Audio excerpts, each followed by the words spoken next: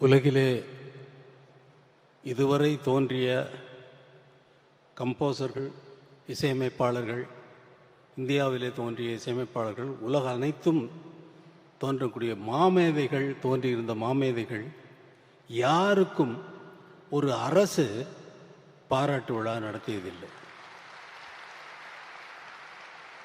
இசை உலக சரித்திரத்திலேயே முதலாவது முறையாக ஒரு இசையமைப்பாளனுக்கு ஒரு பாராட்டு விழா நடத்துகிறது தமிழக அரசு தான். தமிழக மாண்புமிகு முதல்வர் மு.க. ஸ்டாலின் அவர்கள், நான் சிம்பனிக்கு போகிறேன், அடுத்த நாள் போகிறேன் என்றால் முதல் நாளே வந்திருந்து பொன்னாடை அணிவித்து வாழ்த்து தெரிவித்து வழி அனுப்பி வைத்தார். அதேபோல் அங்கே லண்டனிலே இசை அரங்கேற்றம் செய்துவிட்டு அடுத்த நாள் ஃப்ளைட்டில் உடனே நான் திரும்பி வரேன்.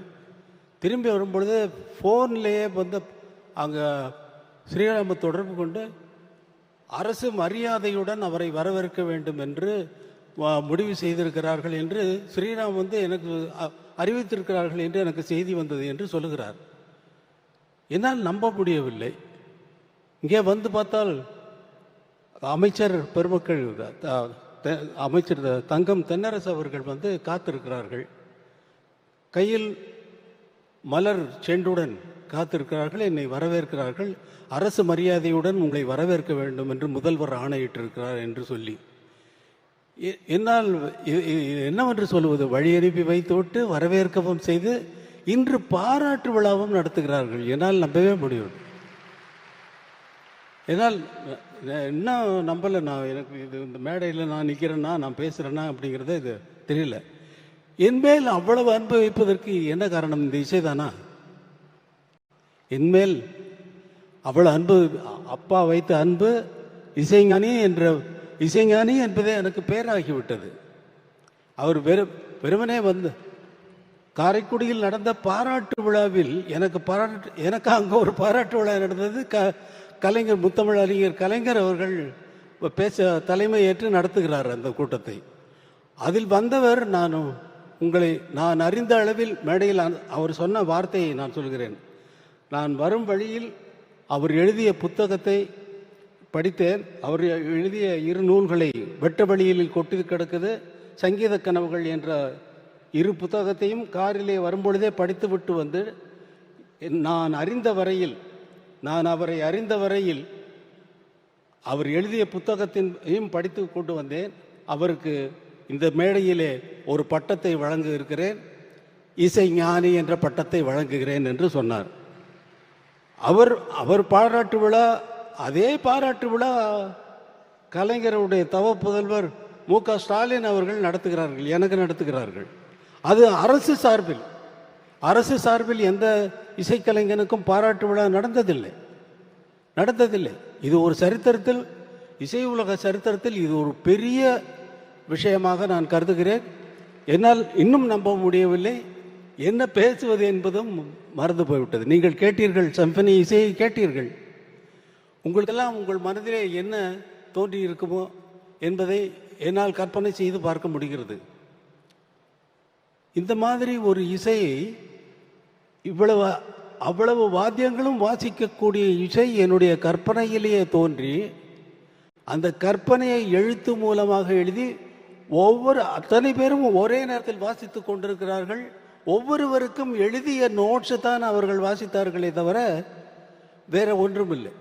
நான் எனது எண்ணத்திலே தோன்றிய கற்பனை வரி வடிவமாக எழுதி, அந்த 87 பேருக்கும் எழுதி, தனித்தனியாக எழுதி மொத்தமாக வாசித்த இசைதான் அந்த சிம்பனி. இந்த சிம்பனி எழுதுவதற்கு நான் இசையிலே என்னுடைய வாழ்க்கையை முழுவதும் சென்றது. என்னுடைய குழந்தைகளுக்காக நான் நேரம் செலவழிக்கவில்லை. என்னுடைய குழந்தைகளுக்குடைய நேரத்தை செலவழித்திருந்தால் இந்த சிம்பனியை எழுதியிருக்க முடியாது. இதே போல நீங்கள் விரும்பி கேட்கின்ற அத்தனை பாடல்களையும் நான் கம்போஸ் செய்திருக்க முடியாது. அதனால் இங்கே நான் நன்றி தெரிவிக்க வேண்டியது முதலாவதாக என்னுடைய குழந்தைகளுக்கு. என்னை பொறுத்து கொண்டு கார்த்திக் ராஜா, இவன் போயிட்டானா?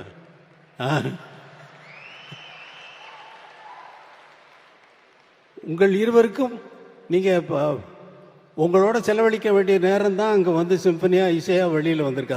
அதை வந்து நினச்சி நீங்கள் சந்தோஷப்படலாம். உங்களோட எங்கள் டாடி நீங்கள் எங்களுக்காக நேரம் செலவிடலைன்னு சொல்லி நீங்கள் இனிமேல் கம்ப்ளைண்ட் பண்ண போகிறதில்ல. இது உங்களுக்கும் வயசாகிடுச்சு, உங்கள் குழந்தைகள் வந்து உங்களுக்கு சொல்ல போகுது. அதை இந்த இசை எழுதும் பொழுது எனக்கு இருந்த அதாவது கட்டுப்பாடுகள் எனக்கு இருந்த இக்கட்டான நிலைமைகள் என்னென்ன என்றால், நான் ஒரு கிராமத்திலிருந்து வந்தவன், கிராமிய இசை சாயல் வரக்கூடாது. அதற்கப்புறம் திரைப்பட இசையில் எவ்வளவோ அமைத்திருக்கிறேன், அந்த சாயல் வரக்கூடாது. திரைப்படங்களில் வருகின்ற பேக்ரவுண்ட் மியூசிக்கினுடைய சாயலும் வரக்கூடாது. நான் ஒரு தமிழ்நாட்டை சேர்ந்தவன் என்ற அந்த அடையாளமும் வரக்கூடாது. நான் ஒரு இந்தியன் என்ற சாயலும் வரக்கூடாது. உலகத்தில் அத்தனை கம்போசர்களும் செய்த இசையை கேட்டிருந்தேன் அல்லவா, அதனுடைய தாக்கமும் வரக்கூடாது. அவர்களைப் போல் நான் எழுதிவிட்டேன் என்று யாரும் சொல்லக்கூடாது.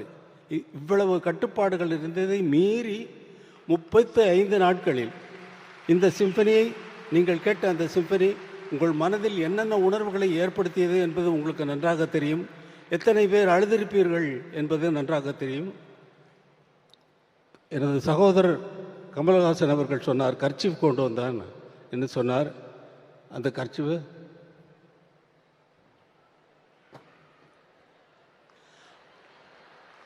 அழுததுக்கு சாட்சி இவர், கண்ணீருக்கு சாட்சி.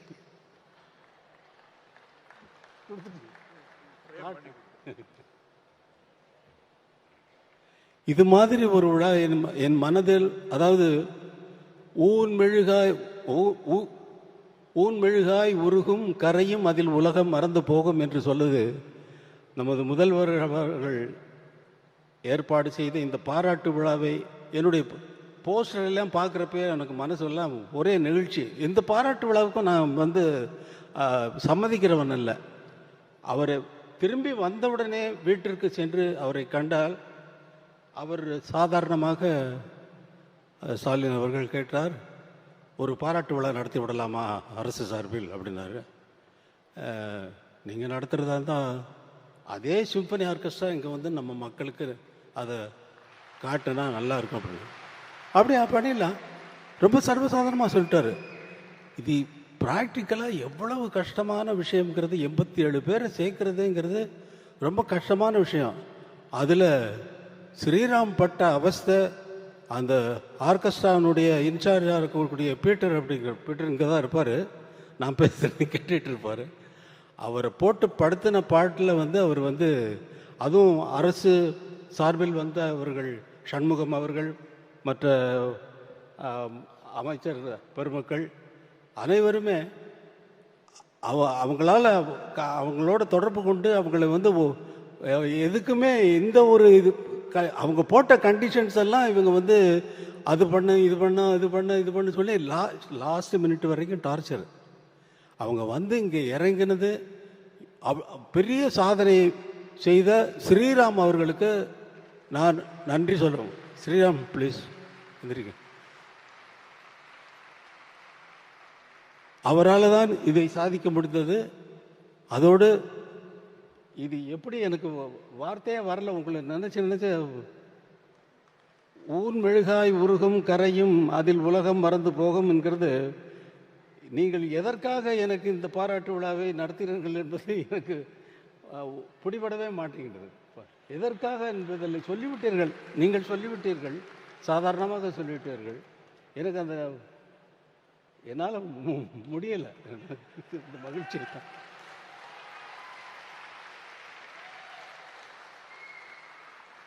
வேற ஏதாவது என்ன பேசணுங்கிறதே போயிடுச்சு பாருங்க. அவர் சூப்பர் ஸ்டார் வந்து பேசுகிறாரு. அவர் என்கிட்ட 2 நாளைக்கு முன்னாடி ஃபோன் பண்ணி நம்ம பண்ணதெல்லாம் நான் சொல்ல போகிறேன் அப்படின்னாரு. நம்ம பண்ணதெல்லாம் நீங்கள் எப்படி இங்கேருந்து மாறினீங்க, இந்த பெல் பாட்டம் போட்டுட்டு தொப்புளுக்கு மேலே பெல்ட்டு போட்டு கட்டிட்டு நல்ல கிராப் போட்டுட்டு அதில் கையில் பட்டையாக ஒரு வாட்ச் வந்து போட்டுட்டு பண்ணிவிட்டு ஒரு அரபா சொல்லவா? சொல்லிடவா? மகேந்திரனும் நீங்களும் நானும் உட்காந்து குடித்தோம்.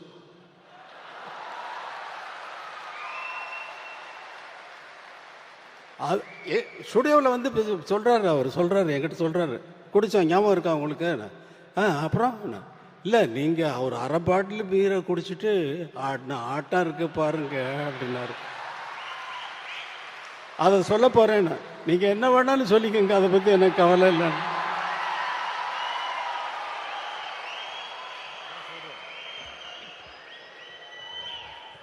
நன்றி நன்றி நன்றி. விஜிபியில் வந்து நம்ம ஜானி கம்போசிங், நான் அங்கே ஷூட் பண்ணிகிட்டு இருந்தேன், அங்கேயே தங்கியிருந்தேன். இவரு மகேந்திர சார் வந்தாங்க.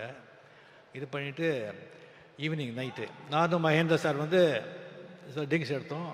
இவர்கிட்ட கேட்டோம், சுவாமி சார் என்னன்னு. பீர் ஆஃப் பாட்டில் பீர் அடிச்சுட்டு ஒரு போட்ட ஆட்டம் இருக்கு. ஐயோ ஐயோ ஐயோ ஐயோ 3 மணி நைட் வரைக்கும். மகேந்திரன் அப்போ சொல்கிறார், ராஜா இந்த சாங் இது சும்மா இருங்க சார் அப்படின்னு சொல்லி ஊரில் கிசு கிசு எல்லாம் கேட்குறாரு. மெயினாக ஹீரோயின்ஸுங்க பற்றி. அண்ணா பெரிய லவ், பெரிய லவ், அதுதான் இந்த பாட்டெல்லாம். சொல்லுங்க சார். அப்படி இருந்தவர் இன்னும் நிறைய இருக்கு, இன்னொரு வாட்டி நான் வச்சுக்கிறேன்.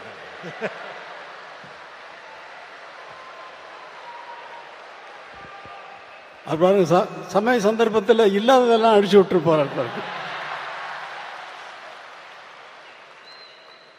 எப்படியோ உங்களுக்கு இந்த மேடையில் முதல்வர் அவர்கள் ஒரு அறிவிப்பை அறிவித்தார். அதற்கு முதல்வர் அவர்களுக்கு என்னுடைய மனமார்ந்த நன்றியை தெரிவித்துக் கொள்கிறேன். நான் உங்களுக்கு ஒரு அறிவிப்பை சொல்கிறேன். இந்த அரங்கத்திலே இவ்வளவு பேர் தான் இந்த இசையை கேட்க முடிந்தது. எனக்கு நமது மக்கள் அனைவரும் கேட்க வேண்டும் என்ற ஆசை எப்பொழுதும் உண்டு. ஏனென்றால் இதை நீங்கள் இந்த இந்த இந்த இசையை வேறு எங்காவது கேட்டிருக்கிறீர்களா? எங்கேயாவது கேட்டிருக்க முடியுமா? இந்த இன்பத்தை நேரடியாக கேட்டால்தான், இதை ரெக்கார்ட் செய்து கேட்கறதுல அர்த்தமே இல்லை. அது இந்த இந்த உணர்வை நமக்கு கொண்டு வராது.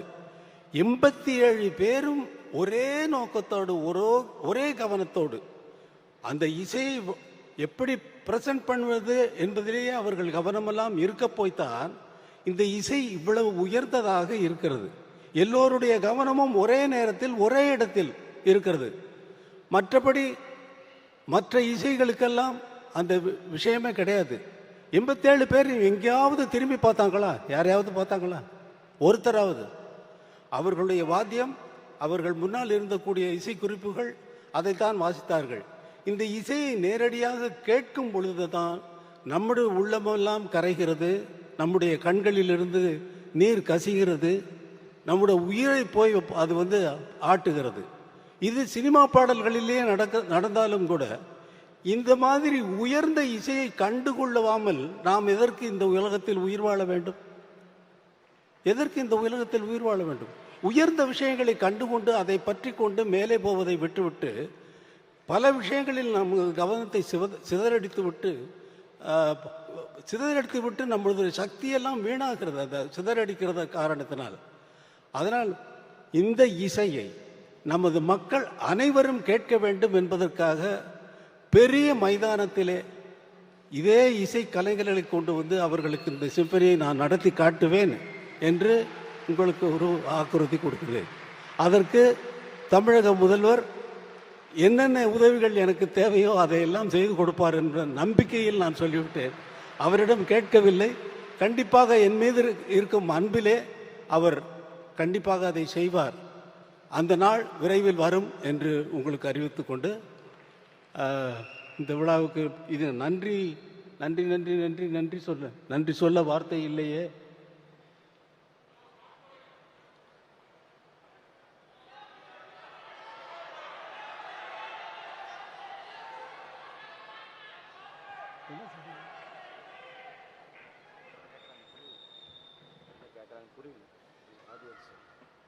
புரியல எனக்கு.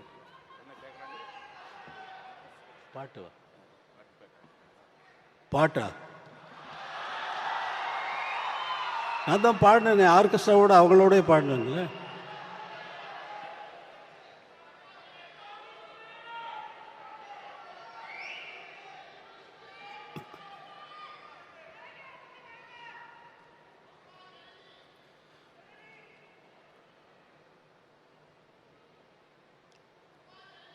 அம்மா ஜனனி.